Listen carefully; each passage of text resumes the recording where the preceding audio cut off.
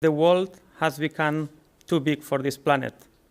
We have heard that the current existing economic paradigm, which is basically characterized by a linear fossil-based economy, cannot address the emerging needs from an increasing global population while addressing the unprecedented, globally interconnected environmental challenges that we will be facing in the coming decades.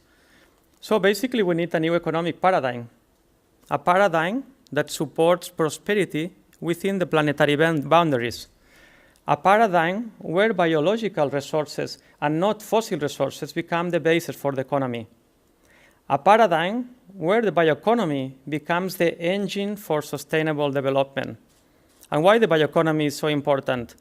Well, while energy sector can be in the long run fully decarbonized, as Voldemort already hinted, still we will need to produce an increasing amount of raw materials for construction, housing, transport, you mentioned it. And all these materials still will need to rely on carbon. But if we want to address the grand challenges of our times, which is climate change, this carbon cannot come from the fossil-based resources. Will need to predominantly come from renewable biological resources.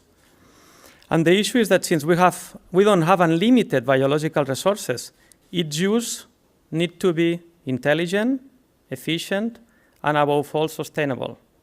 And this is why the new economic paradigm needs to bring together two concepts that so far has been developed in parallel. And this has been mentioned before, the circular economy and the bioeconomy. These two concepts are mutually reinforcing each other, as mentioned by Mr. Potocznik already. They are mutually reinforcing each other. And we need to connect them in order to unlock their potential to support sustainable development. But let's continue diving into the bioeconomy. I think Valdemar already has illuminated us with different definitions around the bioeconomy.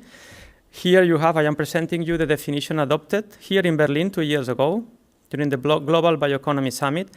But I would not like to put emphasis on definitions now. I think what is important regarding the bioeconomy is that it is an opportunity. It's an opportunity to address our past inability to value nature. So basically, the bioeconomy, what offers is an opportunity to build a synergistic relationship between economy and ecology. And this is the key issue, because I think it's not any longer the dilemma of our times to decouple economic growth from environmental degradation. That is a reactive approach, to be honest. We need a proactive approach. We need to couple economy with biology. We need to build these synergistic relationships. And I think European forest and the forest-based bioeconomy can exemplify very well this synergistic relationship that I am trying to explain. So let's have a look to European forest. And I think this figure illustrates very well why there cannot be an ambitious bioeconomy in Europe without taking serious European forest. It's very simple. European forest, you can see it, is the main biological infrastructure of our continent. And the issue is not because it is the main land use in the European Union already. More than 40% of our territories are covered by forests. It's especially because forest and forest management has a clear positive impact in the sustainability of the key resources to sustain life and at the end our economy in the continent: water, soil, and biodiversity.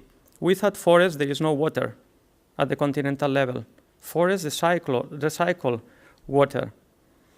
In addition, our forests are the main terrestrial carbon sink. The climate change mitigation effect of our forest is equivalent to more than 10% of the CO2 emissions at European level. This is substantial. This is the equivalent of the joint emissions by the steel and the cement industry together. It's the equivalent of the whole emissions of the entire agricultural sector. So it's a substantial climate change mitigation role. Important to highlight here also that management is crucial to maintain forests as efficient carbon sinks. Because with climate change, we will need to make our forests more resilient. So forest management becomes an important tool in doing that. Last but not least, forests are the main source for non-food, non-feed, renewable biological resources, and this is crucial in terms of not competing with food production.